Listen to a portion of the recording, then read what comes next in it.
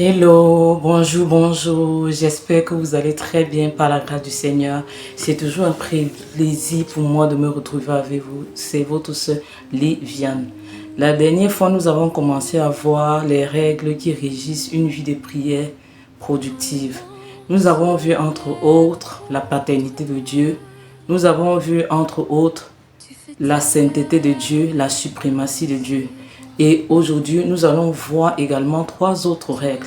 Il s'agit en outre de Matthieu 9, de Matthieu 6 autant pour moi et du verset 10, où le Seigneur dira, dis que ton règne vienne, que ta volonté soit faite sur la terre comme au ciel. Le règne de Dieu, c'est quoi? Le règne de Dieu, c'est la manifestation de sa puissance sur terre. Le règne de Dieu, c'est la présence de la personne du Saint-Esprit dans toute sa puissance. Le règne de Dieu, c'est le pouvoir royal du Seigneur. Et vous allez vous rendre compte que rien n'est anodin dans la parole. Si le règne de Dieu ne vient pas, sa volonté ne peut pas se faire sur la terre. Parce que Dieu, c'est quelqu'un qui est surnaturel, qui est puissant. Et ça y va de son règne. Son règne est un règne éternel. Son règne est un règne de puissance. Ça veut dire que pour que la volonté de Dieu s'établisse sur la terre, il faut premièrement que son règne vienne. Chaque fois que la volonté de Dieu veut s'accomplir sur la terre, cette volonté-là est toujours précédée par le règne de Dieu qui vient. Et le règne de Dieu, c'est la présence de la personne du Saint-Esprit, parce que le royaume de Dieu, c'est la personne du Saint-Esprit qui est présente quelque part avec ses manifestations. La 4e chose que nous devons demander au Seigneur dans la prière, lorsque nous nous sanctifions, lorsque nous savons qu'il est notre Père, lorsque nous savons que la Bible est plus élevée, les lieux les plus élevés, nous devons demander au Seigneur que son règne vienne. Que son règne vienne. Et je vous ai expliqué que le règne de Dieu, c'est la manifestation visible de sa puissance, que le règne de Dieu, c'est la présence de la personne du Saint-Esprit quelque part qui se manifeste par ses signes, par ses prodiges.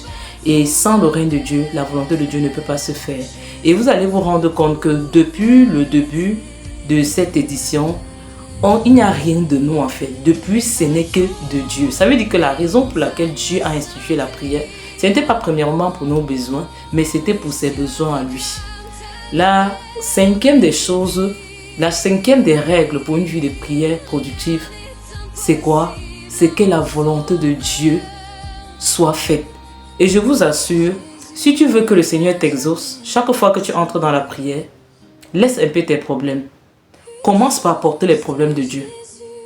Lorsque le Seigneur dit dans le livre d'Ézéchiel 22 au verset 30 que je cherche un homme qui se tient à la brèche, il ne cherche pas un homme qui se tient à la brèche pour ses propres problèmes à lui, mais il cherche un homme qui se tient à la brèche pour apaiser son cœur à lui, le Dieu, parce que lui, il a des besoins. Ça veut dire que quoi? La volonté de Dieu, ça n'a rien forcément à voir avec ce que nous voulons. La Bible nous dit dans Timothée que ce que Dieu veut, c'est que tous les hommes soient sauvés et parviennent à la connaissance de la vérité.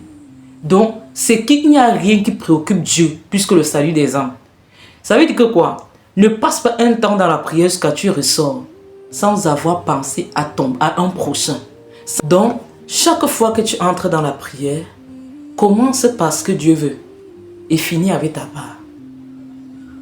Commence par ce que le ciel veut et termine avec ta part. Là, tu es sûr au moins que le Seigneur pourra t'exaucer. Mais malheureusement, beaucoup de personnes entrent dans la prière et ils commencent toujours par eux. Quand ils sont fatigués, c'est là où ils disent qu'ils pensent à Dieu. Non, en temps normal, ça ne devrait pas être comme ça. Nous devons finir par nous et commencer par Dieu. Nous pouvons commencer par nous lorsque nous sentons en fait que dans notre cœur ça ne va pas. Parce qu'on ne va pas se mettre à porter les autres alors que dans notre propre cœur ça ne va pas. Lorsque nous venons dans la présence du Seigneur et que nous avons l'impression que nous sommes malades du point de vue émotionnel, c'est le temps pour nous de nous soigner. Mais si nous venons dans la présence du Seigneur et que nous sommes bien portants spirituellement, la sagesse voudrait que nous commençons par les besoins du Seigneur. Alors que ta volonté soit faite sur la terre comme au ciel. Dieu a une volonté qu'il veut accomplir sur cette terre. Mais si Dieu ne trouve pas d'homme ou de femme qui est disposé et disponible, cette volonté-là ne se fera pas. Pour que la volonté de Dieu se fasse sur la terre comme au ciel, il faut un homme, il faut une femme qui se tiennent devant sa face, devant son trône et qui hâte cela dans la prière. S'il n'y a pas d'homme, Dieu ne peut pas agir. La Bible dit dans la parole que Dieu regarde partout sur la terre, il s'étonne de ce que personne n'intercède. Il dit que sa droite lui viendra en aide. Il parlait de Christ. Mais nous sommes dans une génération où Christ est né d'entre plusieurs frères. Ça veut dire qu'il y a plusieurs petits Christ. Dieu a des besoins et il veut que nous soyons sa droite, que nous lui venions en aide. Par quoi? Par notre vie d'intercession, par notre vie de prière, en qui se servent de nous pour accomplir cette volonté-là sur la terre.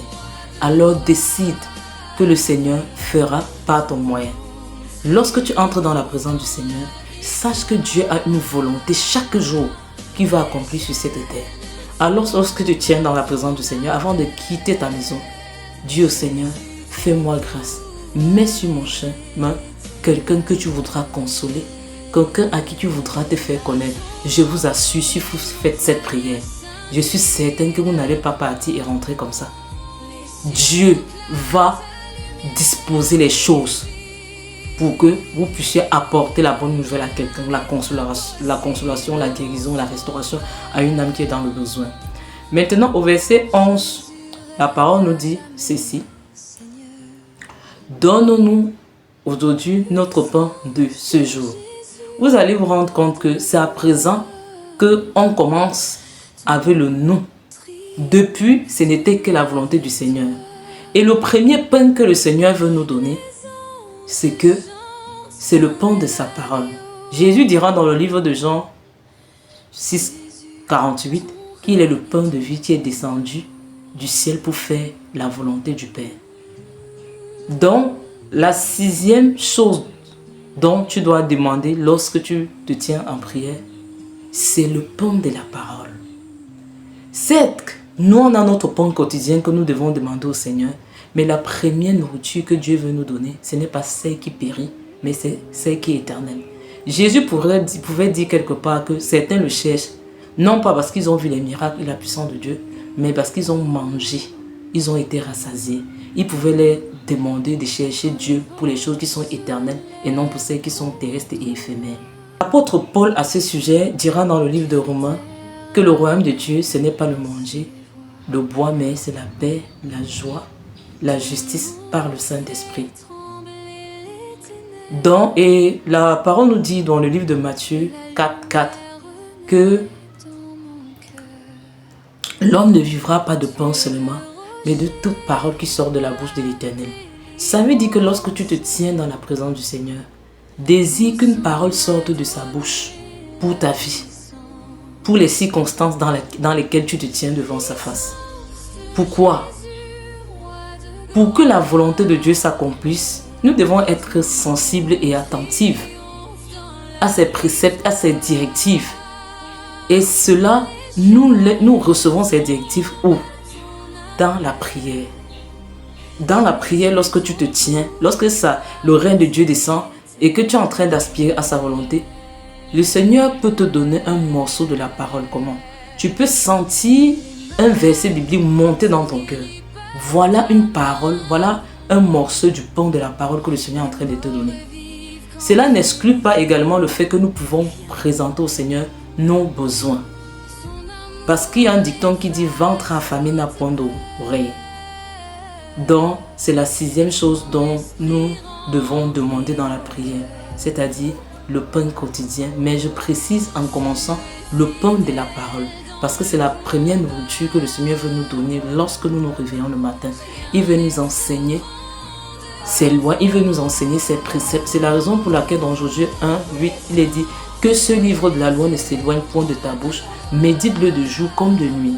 Ça veut dire qu'au petit matin, lorsqu'on se lève, on doit méditer la parole de Dieu. Merci pour ta grâce, merci pour ton amour, merci pour ta fidélité, merci pour ce moment que tu as encore rendu disponible par ta grâce.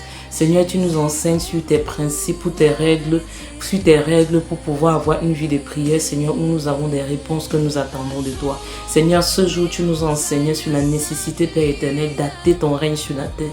Sur la nécessité, Seigneur, Père éternel, de se plier à ta volonté parce que tu as une chaque jour, Seigneur. Et sur la nécessité, Père éternel, d'aspirer à un morceau de pain, Seigneur, Père, qui tire sa source du ciel.